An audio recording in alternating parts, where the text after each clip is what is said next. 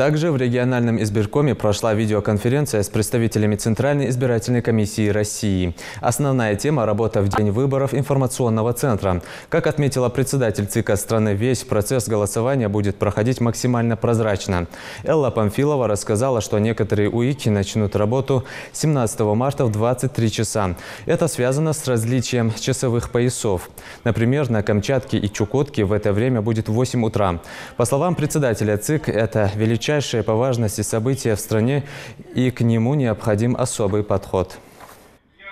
Всех нас объединяет одна общая цель. Все должны работать на максимальное обеспечение прав наших уважаемых соотечественников, активных, которые проявляют гражданскую активность, гражданскую ответственность, решат, что для них очень важно принять участие в выборах президента, сделают осознанный выбор и придут на избирательные, скажем, придут и проголосуют на свои избирательные участки.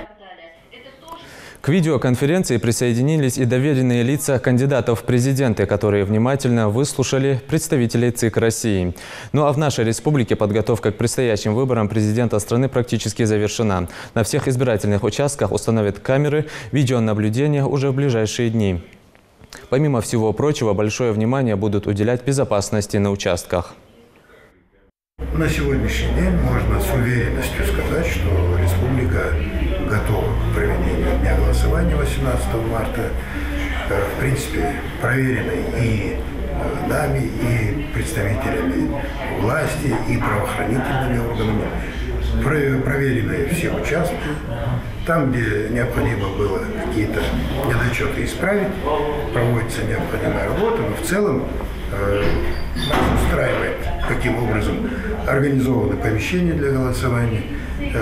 Полная готовность будет только в субботу перед днем голосования, потому что именно в этот день будут отменены занятия в школах для того, чтобы мы могли там развернуть свое технологическое оборудование.